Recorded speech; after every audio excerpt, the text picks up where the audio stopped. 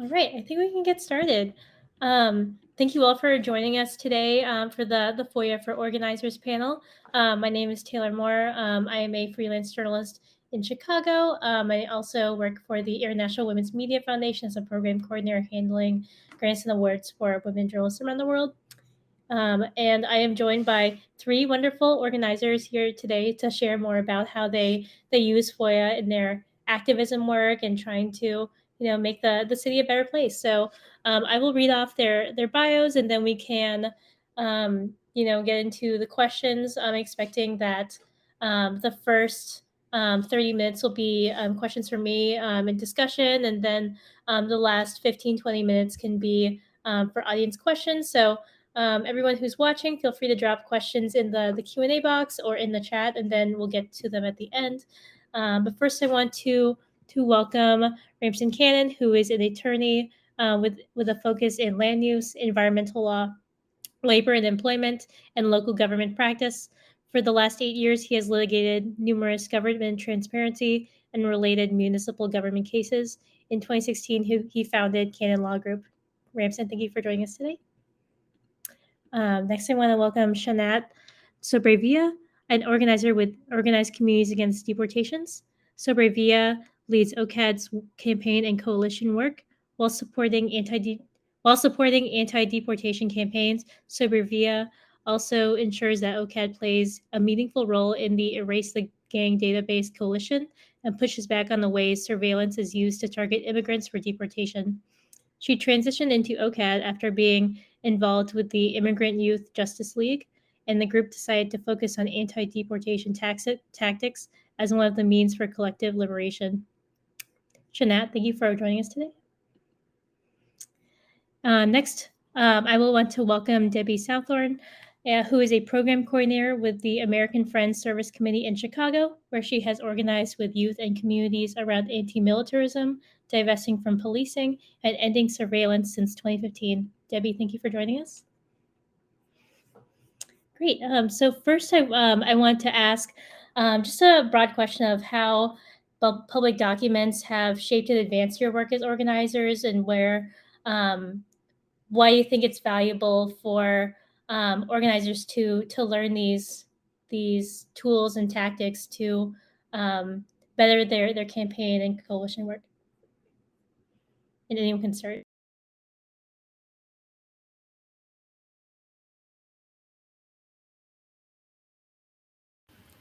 Well, one of the campaigns that we work on is Erase the Database, speaking on the gang database that Chicago holds. And not surprisingly, it's a database that's fairly kept secret and really difficult to decipher exactly how it works and whose information it holds. Granted, it's a database that's shared with over 500 agencies, including ICE and CPS, CPS being one of those that access it the most, top 10. Yet over 161,000 people in it don't know if they're in it. They're not told. You're not notified. But you do feel the repercussions. Cops show up more aggressively. You are denied licenses, or you start kind of feeling like there's something happening. And so usually people don't find out unless they use a Foia to request that information. And so that's one tool that we have that we try to support our communities in trying a way to access that information. Yet it is still difficult, and we have had to find ways to try to support individuals requesting that, because also we've had young people request that and then being harassed. So sometimes we have to create ways that as organizations we can support a safe way that to deal with this. And that's after us as organizations and individuals, specifically someone who filed a lawsuit against the city of Chicago and found out that they were in it. And then through more FOIAs, we realized, the cops that specifically who had placed him in two different situations in the gang database. So I think the FOIAs have come in as a very important tool to try to expose the ways in which different departments, in this case, the city of Chicago, but also we've done that with ICE and others impact us, confirming the harms that we experience, and also push for more transparency and hopefully erasing these things or causing these things to no longer exist. So I think it's been a tool to expose and also confirm what we have felt.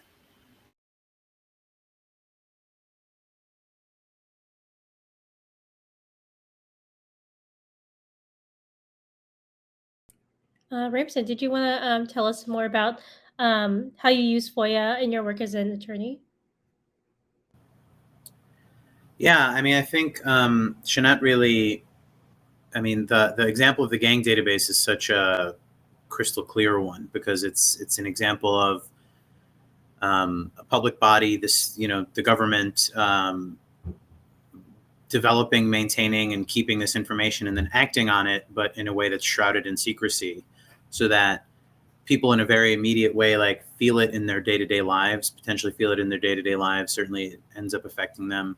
But there's no way to really know about it, to know the specifics of it, unless you use this mechanism of a FOIA to get that information. And, you know, so I think in my experience as an attorney as well, strategically trying to figure out how sort of the machinery works behind the wall is really critical to figuring out how to intervene and either stop the machinery or get it to work in a different way. And you sort of have to do this divining work of trying to reach in through this shroud of mystery and sort of like figure out the way that decisions are being made, the relevant personnel, the relevant offices, and all that stuff. See what the decision-making processes are and what the rules are for those decision-making processes, to even start to understand how you can intervene in those processes to change them. I think as organizers and as attorneys, a lot of times we think about these very big picture problems, and it's always important to keep the big picture as our North Star and in front of our eyes, but understanding that for each individual fight, you do have to get down to the sort of street level specifics and sometimes the very boring specifics of how these government bodies and agencies actually make their decisions and how they actually work. Debbie, could you tell us more about how you use FOIA in your organizing? Yeah, totally. So appreciate both of y'all sharing. I'm a geek for FOIA in organizing. I've primarily been doing youth organizing for the last 5+ years, supporting young, especially like Black and brown leaders across the city, fighting against policing, both with the No Cop Academy campaign and also with the effort to get cops out of schools. And then have supported a number of other projects as well. And I've found that FOIA has been such an interesting tool to start using with young people, not just for the information that you can get on the other side of it, right? But actually the process of requesting information, figuring out what questions to ask, being denied, getting responses, asking more things, getting denied again, pushing back against that. Like that process itself can actually be a tool that's really useful within the context of campaigns, on a number of different levels. And so I'm interested both in like what data can we get and how can we use that data to inform our work, because it's essential. Like they hide the majority of what they do, and so we need information. But also, like, it's been really interesting as young people have used FOIA, right? One of the things I've heard is like, wow, the government actually has to respond to me. Like, where else does that happen, right? Like in a, city council hearing, I might share a testimony, but like it falls on, an echo chamber, whereas at least they have to say they want 5 more days. And that process itself starts to make it feel possible to engage. I think there's also an aspect where what you don't get is sometimes also eliminating. This comes up for me, especially around when I supported young people who were fighting to get cops out of their schools, we were talking about FOIA, and I was like, what's one thing you would want to know? And they were like, it would be good to get a list of all the officers assigned to Chicago public schools. So we FOIA'd CPS for that, and it doesn't exist, right? In 2019, CPS was like, we can't send you that. And they were like, what? How do you have 200 armed officers walking around schools and you all don't even know their names, right? We had to go to CPD to get the info. And so that, again, like, they were already fired up, but this became another angle to be fired up around. And also a really great talking point in terms of the public messaging for like why cops shouldn't be in schools. There's no oversight of what the heck they're doing in there, not to mention that it's a waste of money.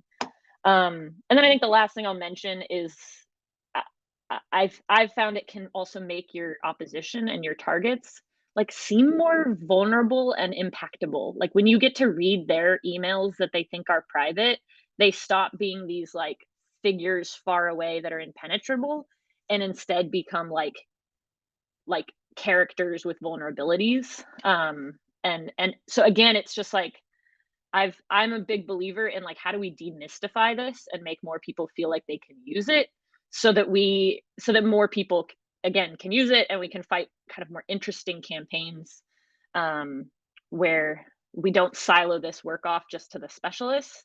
Because there's a lot of, I think, potential to keep tapping into.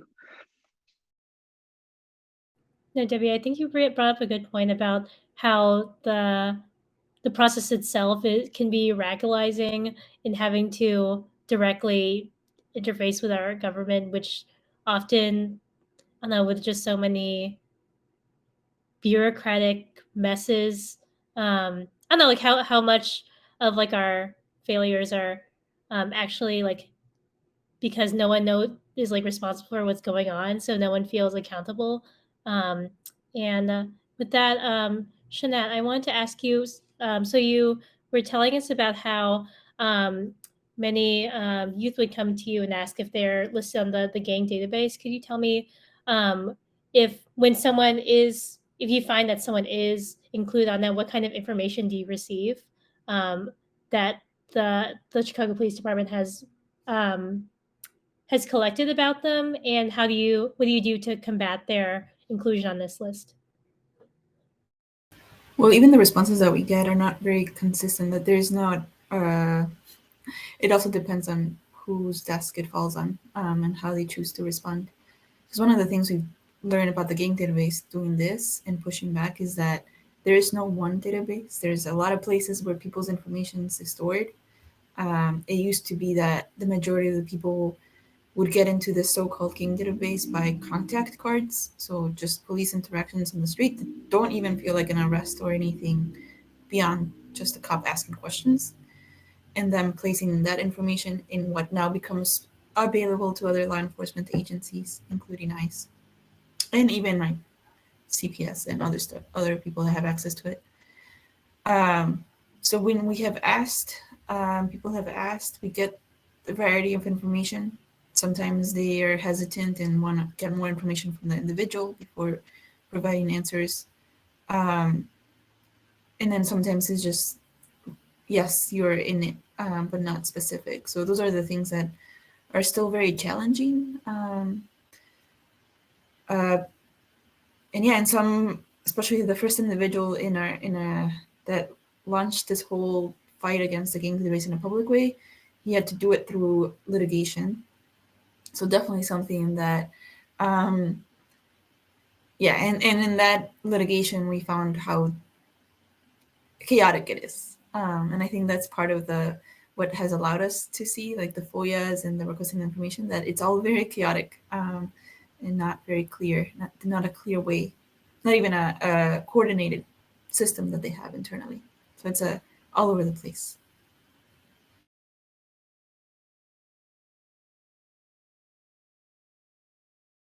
And what challenges have you all run into with requesting documents? Like how do FOIA officers like push back on the types of information you're requesting, or and how do you mitigate that, or how you solve for it?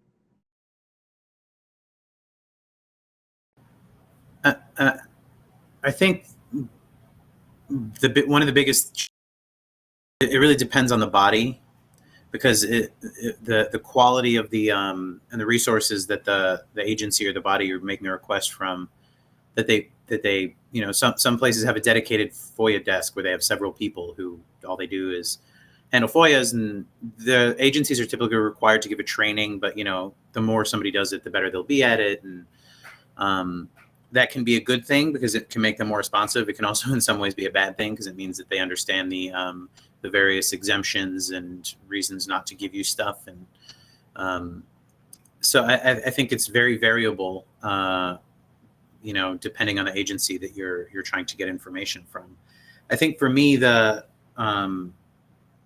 some of the biggest challenges is that it often has to be a strategic process where if you're going into something knowing very little about the policy or the framework of the whatever it is you're trying to get information about, you need to start at a pretty high level to just get the basic map of like who's involved in this, what sub offices deal with it, so that you can then make a subsequent request that's like, okay, now that I understand that, I want to see communications between this office and this office, or reports that were generated between these offices, and if you having to go down that path means a lot along the way. You're going to be making sometimes kind of vague requests that will get denied because the FOIA officer on the other end can credibly say, like, I don't know what you're referring to here, or such a record does not exist,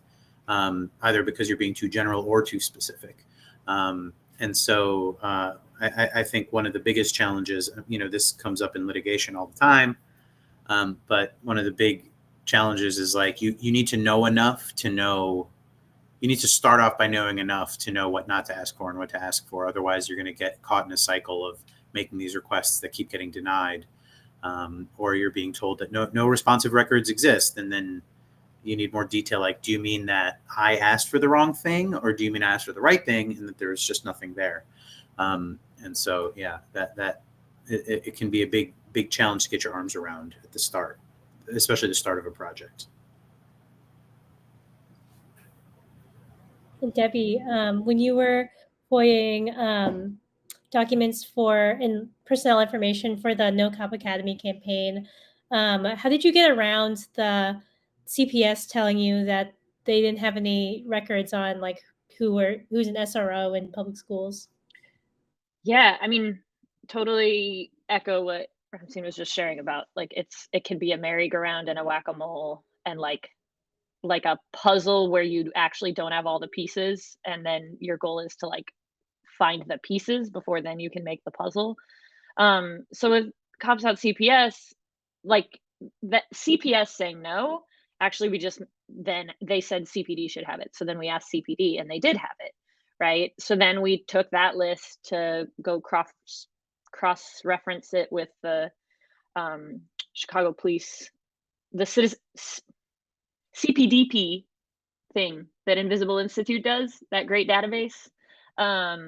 So they were looking up the misconduct records then of the cops in their schools, and they shared that with their LSC members ahead of the votes. So, and together we were able to put out a report that just kind of highlighted those records. So in that instance, right, CPS saying they didn't have it actually wasn't that big of a deterrent. I think there's also, there's a lot of attorneys thankfully willing to support organizers, especially in Chicago. I feel like, I don't know if this is the case everywhere, but in almost every campaign where we've used FOIA, there have been different folks with legal expertise that have helped us push back, whether or not that meant litigation.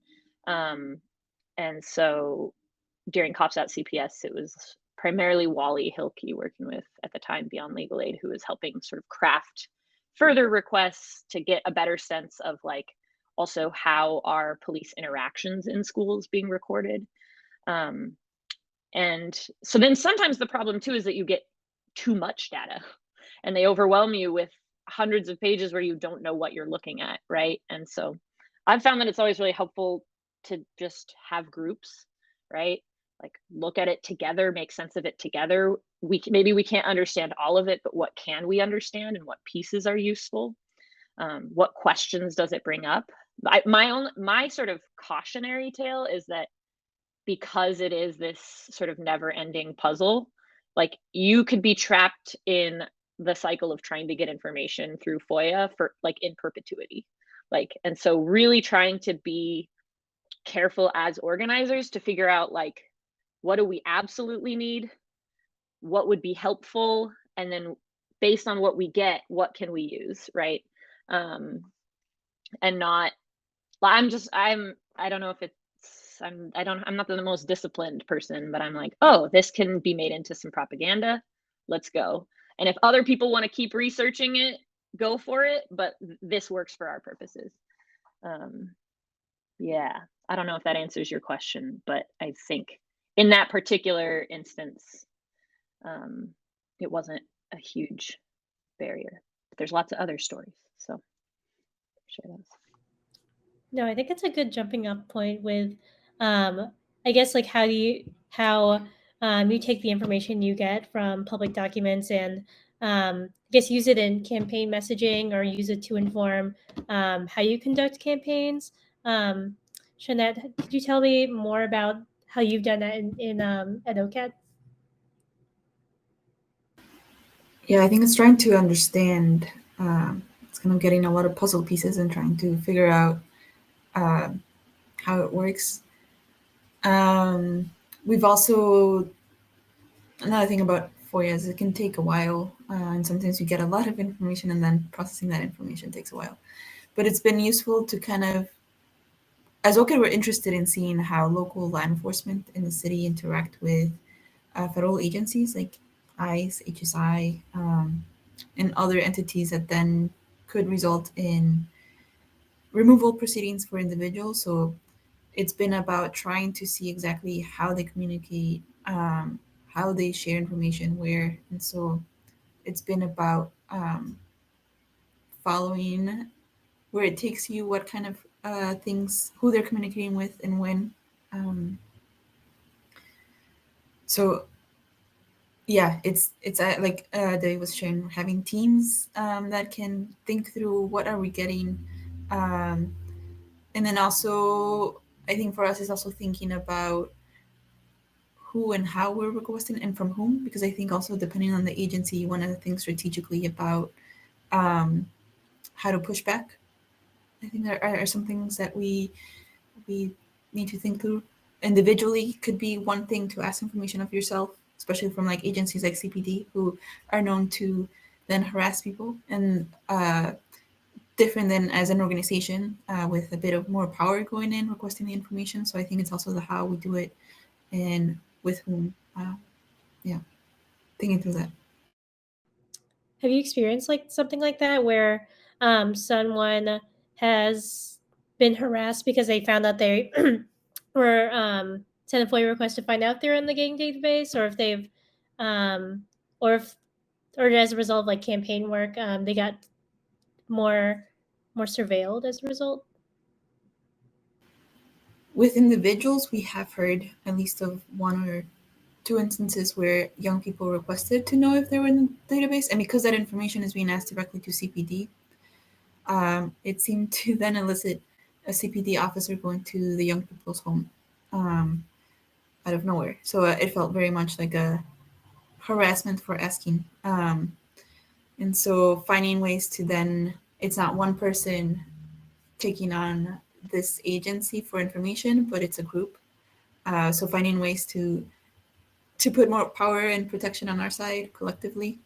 And then as organizations, I mean, we've requested information from ICE and the city as well. But again, like having to go through this cycle of redefining and limiting or trying to figure out how to get that information is also a time-consuming thing. And having the support of other entities or lawyers has then also been very helpful in pushing back on that and kind of also digesting the information. And how do you all manage larger scale projects that many organizers may be working on?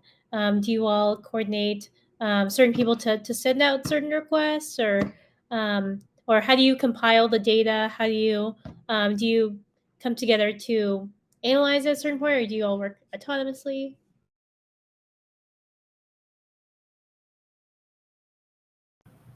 Well, I can say that I usually work fairly autonomously on these. Sometimes with a few other people or a small team. I think the way, I think it's, like I said earlier, it's important if it's a big thing, right, as opposed to trying to get information on a specific incident or something. But if it's a big project, it's a good idea to kind of have a strategy mapped out ahead of time, and like a map, like almost in a literal sense, where you're mapping the different agencies and personnel within it. And so you understand what bodies you're requesting information from and how they might relate to each other.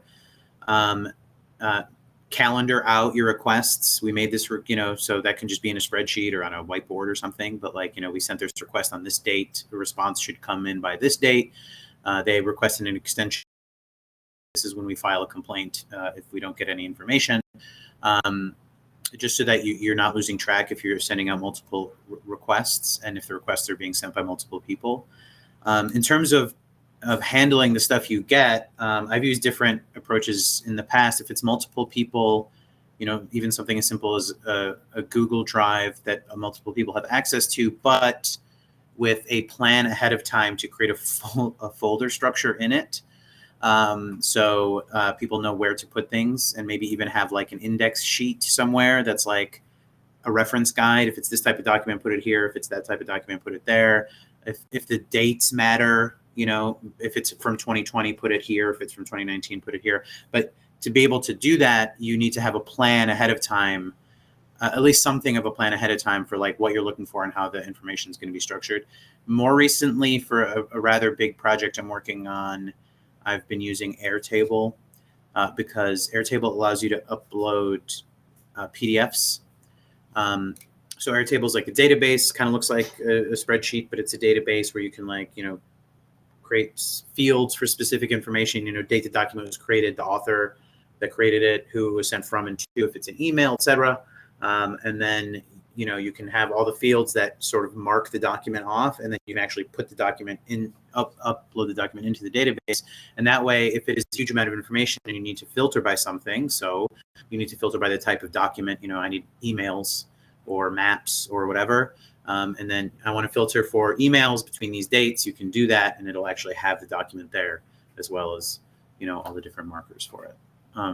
Visualization, since I'm not a journalist, I think is probably comes up less often for me. But in terms of categorizing and cataloging it, that's a process I use.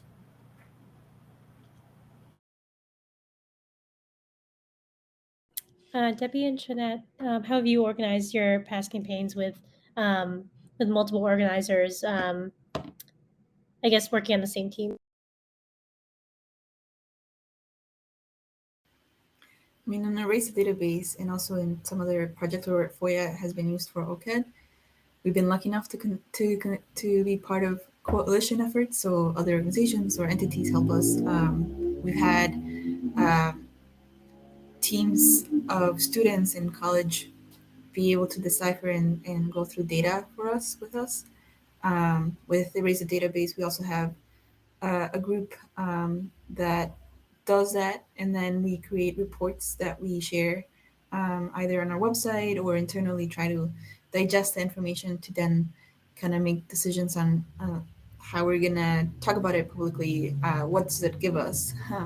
What are the things that we need to be pushing or moving into? Yeah, I went to Foia Fest like 4 or 5 years ago with a friend, and that we had both just submitted some Foias related to the Cop Academy they're constructing on the west side, and someone suggested the importance of just like spreadsheets where you track your requests, the responses, the dates, and that was a game changer. So that tends to be how I just sort of organize it. In terms of process, again, a thing I'm just kind of like a broken record about is like, I don't just want to send them as me anymore, right? I'm really interested in making sure this is a thing that's demystified for young and emerging organizers. So, for example, right now, some young people in Chicago with a group called Dissenters, right, trying to build a new anti-war, anti-militarist movement, are running a campaign to try to make sure that the city's contract with Boeing ends this year. We've been paying them a few $1 million a year to have their headquarters here since 2001, which is like Boeing makes $56 billion a year in profits. Why on earth would Chicago be paying them to have a headquarters downtown?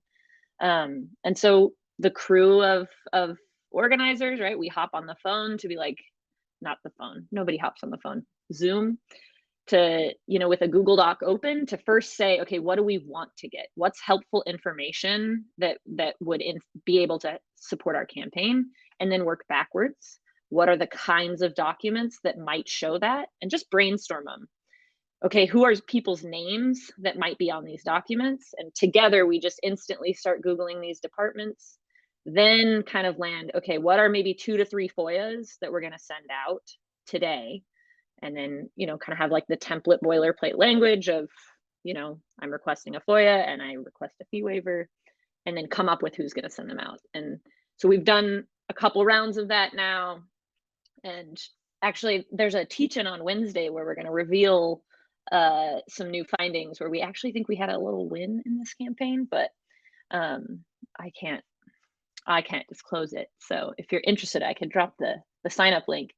But that's kind of how I've tended to handle it. Again, this is not once it gets to the point of litigation, that's whoever the lawyers are, they got to figure out how to keep it organized. But in terms of at the community level, at the organizer level, it's shared Google Drives and Sheets. Ramsin, have you ever sued a public agency to get documents? Yeah, a number of times. For both for FOIA and for Open Meetings Act stuff, so 2 different transparency things.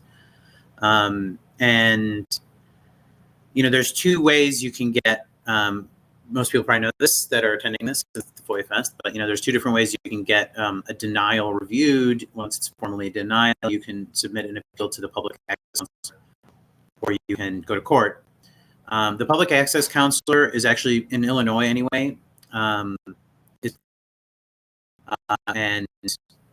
I mean, compared to other states. So I'm also licensed in California and have done some work in other states. So, I mean, are they good in an absolute sense? Not really, but but they're good compared to other states. But if you appeal a denial to the public access counselor, their decision is, once they make a decision, they have a certain amount of time, and there's these different timelines, 7 days and 30 days. Once they make a decision and it's considered final, you can still appeal their decision in court under the Administrative Review Act, but for a bunch of legal reasons, it's much harder to get their decision changed once the public access counselor's decision has been made. So otherwise, you have to go to court. Your other option is to go to court immediately once you get a denial, and then it's the court reviews the decision sort of de novo, and you have more latitude to make your argument there. And if you win, you get awarded your fees and costs. So your attorney is paid for by the prevailing party's fees are paid by the non-prevailing party. So the city or public agency has to pay the attorney's fees and costs. The courts are actually pretty good. The problem is on FOIA stuff, less so on Open Meetings Act stuff. But the problem is that typically, if the FOIA was the litigation would be based on the quality of the FOIA. So really, the most important thing is to have the request be good. If the request is good, you have a much better chance of winning in court. If the request is poorly drafted, you're better off just submitting another request than trying to go to court to fight it. And that's why again, like, it's good to plan going in and to train your people little bit on how to, that doesn't mean you only want like experts to draft the FOIA. It just means you want to have good training for folks that do it, so that the FOIA is something that an attorney with like a good chance of being able to win about in court. Because if it's too vague or poorly written, or requests are statutorily exempt from disclosure, you're just going to lose and everyone demoralized. And quickly, could you clarify what the Open Meetings Act is? Yeah, the Open Meetings Act, the other big piece of government transparency law in Illinois that basically has requirements, has a variety of requirements, but apply to public bodies that have meetings. So city councils, village boards, commissions of certain kinds, council committees and stuff like that, that sets minimum sort of procedural requirements for those meetings. So how many days notice they have to give of the meeting, what constitutes an open meeting if there's a quorum of people communicating, what information has to be posted on the agenda for the meeting, what kind of things can be discussed in an executive or closed session, and what kind of things can. Along with FOIA, it's the major piece of government transparency legislation in many states. It goes by different names in different states, but Open Meetings Act is pretty standard. And last question for me before I turn it over to the audience. Do you have any advice for organizers who are new to the FOIA process?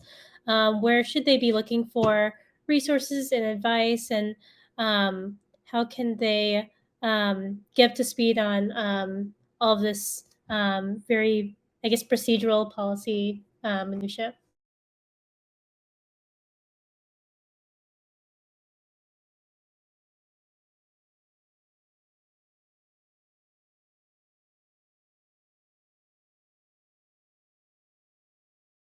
Okay, we can move. Oh, you want to speak? Oh, sorry. I wanted to make sure you weren't asking me, but I think at a very basic level, the Illinois Attorney General's Office and the Public Access Counselor offers a guide on this. But I think better, it's kind of badly written and stuff. But even better than that is, if depending on who the organizers are, stuff. I think what Debbie work they've done. Find a mentor who clearly has experience training people and working with people. Nothing is better than an example of that work. So that would, if someone to me, I'd refer them to somebody like Debbie or someone like. Yeah, I feel like I'd also just be like, don't be I feel like some advice I got a while back that was helpful too was just like try FOIAing something that like isn't high stakes. Like try to FOIA to find out how many complaints about dog poop have happened with your alderman's office, or like there's like a lot of this is about just confidence building, and that you can kind of start anywhere. We also have a little training on the No Cop Academy website. It's a half-hour long intro to FOIA for youth activists that Brighton Park Neighborhood Council youth organizer and myself worked on. And just a couple weeks ago, I shared it with a high school student at Sullivan High School in Rogers Park who watched it and then drafted her own FOIA about trying to learn about COVID protocols in her high school and how the principal has been handling that, and has already gotten some information as a result. And so it actually, I think it's really important to not feel like you have to be an expert to try. And then as you're doing it, you can get expert support, and that there are a lot of resources in Chicago available. So, the folks from FOIA Fest, and I feel like you could hit up a lot of the folks who put it together to just be like, hey, I'm working on this thing.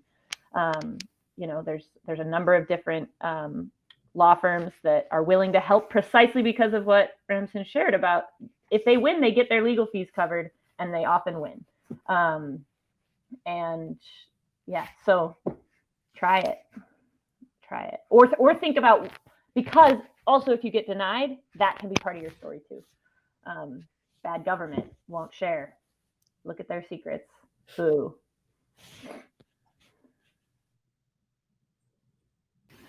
Yeah, I would say definitely have good brainstorming sessions of the questions or the things that you want answers to, but also be open to the things that you do get and where that takes you. So yeah, sometimes you might be able to find other things that also should take our curiosity and keep us delving into more. So definitely have a clear idea of what you want and then be open to what sometimes you can get other stuff too. Great. Everyone, if you all have questions, feel free to drop in the chat. We have one question from Don Wolf, who said, you've all talked about the volume of data you often get. What tools do you use to manage and visualize that data? I think you talked a bit about like file storage and file organization, but if you get like a spreadsheet that is like 3 gigabytes and everything, like how do you like pour through that data to find something meaningful?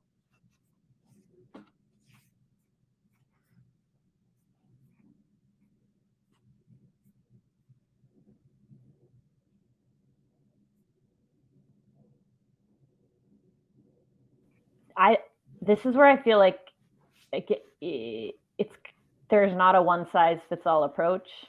You know, at times I print everything out and just put it on the table, and then we all just look at it and see if we can make sense of it. At other times, we might ask someone to analyze it for us.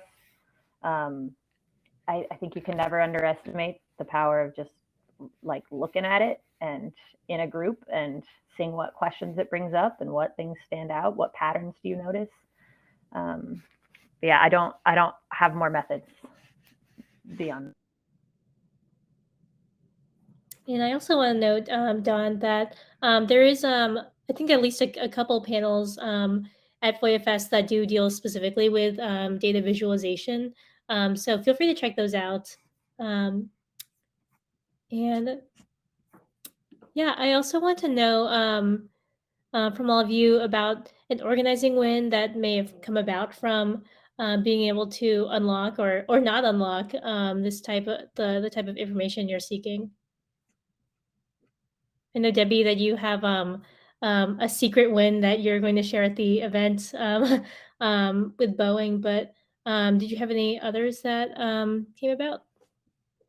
Yeah, I'll share two quickly. One was with a really fantastic professor at UIC working on trying to investigate the countering violent extremism programs in Illinois. So CVE is sort of like a rebranded form of surveillance, right? Where the government gives out grants to community programs who will participate in spying on their community members for the government, particularly looking for folks on a pathway to terrorism, which we know is just like racially coded for like young Muslim folks and young Black folks that like,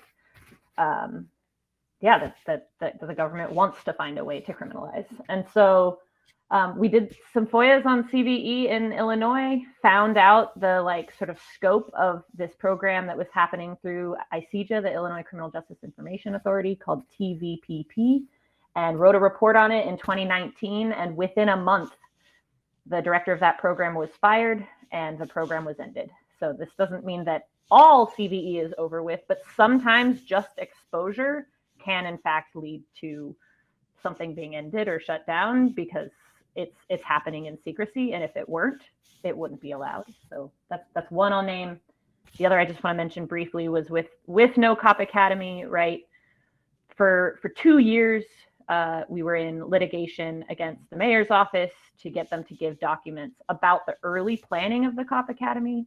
They refused to disclose how they ever intended to pay for its construction. And yet we're still moving forward with it, right? So like Xanat said early on, FOIA is used to expose and confirm what we often already know.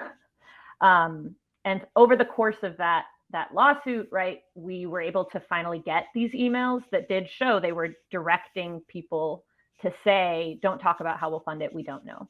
It's not important. We're still going to do it, right? Which reinforces that there's always money for policing, even though there's never money for social services, for housing, for education.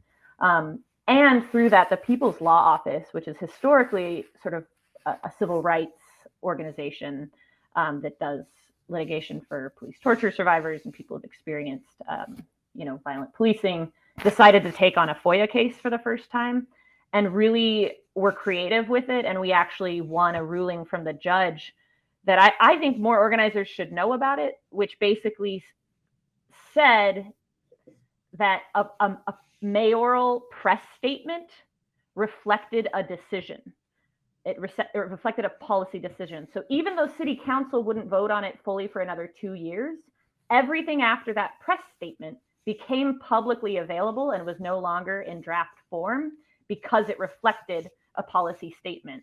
And it was it was like a battle in the weeds to figure this out. But middle school students over the summer of 2019 packed the courtroom and were like fascinated to watch this judge like go ham on the city for being underprepared, and why won't they just give us this information?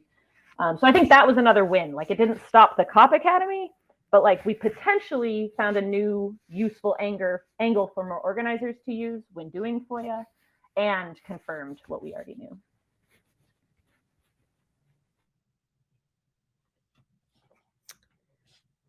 Xanat and Ramsin, did you have any organizing wins you also want to share that may have happened as a result of Foia? Well, I think some of it was because of the OAG report, but also definitely confirming that CPS being one of the entities that uses the gang database most often. We already brought up the issue of the SROs being in schools to begin with, but also finding that they're most likely putting a lot of young people during school on the database. And so I think one of the more recent commitments that we got was that SROs not to access or use the gang database in school premises. Something to be seen, but hopefully a harm reduction thing. And then also, I think in terms of the ability to change the narrative, right? Us being told that we need databases like this for safety, and that the majority of the people embrace this. But a couple of years ago, they put their new gang database proposal up for public comment. And we were then able to Foia those public comments, and we found that 86% of the people don't want it. So challenging the attempt by the city to portray, how we feel or what is needed has also been a very good thing to use Foias for, and show that is not true. That actually a majority of us don't want something like this.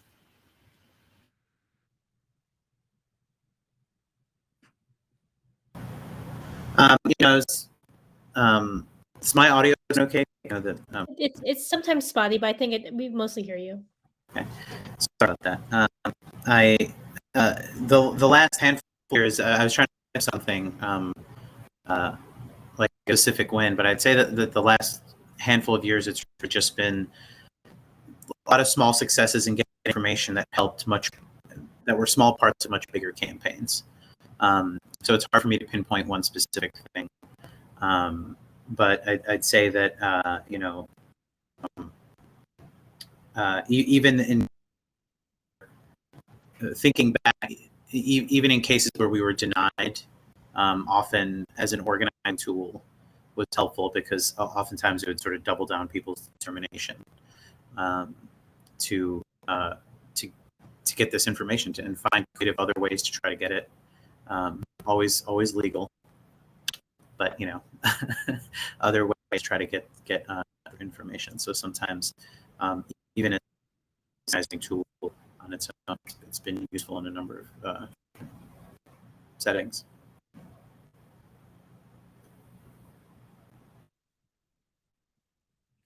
Great. So, folks, we are at time. I just want to thank you all for joining us today on a sunny Saturday to hear us talk about Foia and organizing.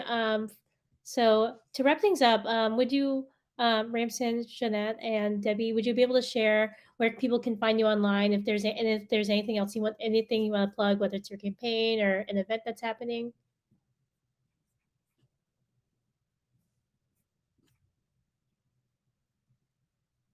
Debbie, we start with you first? Sure thing. So I'm on Twitter at MadLittleDebbie, and my program with AFSC has an Instagram as of a month ago. We got a new fellow who's like making us relevant, and you can follow that at AFSC Shy Peace. And yeah, I think I already plugged the Boeing Arms Genocide teach-in that Dissenters is doing, and on Wednesday would be a great way to come through. Other links in the chat are like places where we've tried to document some of our FOIA work and wins, but just grateful to be here and shout out all the great work that everyone on this panel does, including you for moderating. Thank you. Xanat, where can people find you or OCAD online? I don't have Twitter or Instagram, so I think it's best to find OCAD, Organized Communities Against Deportations, on Twitter and Instagram. And also we have our erasethedatabase.com website, where we also have our reports and information, and also a tab for people to, if they're curious and want to FOIA themselves, kind of suggested way to do it and go about it.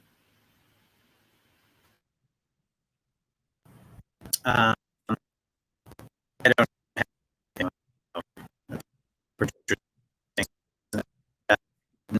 Could you repeat that? I think you're breaking up.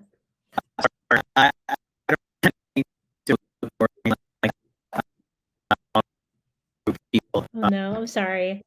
It's very hard to hear you.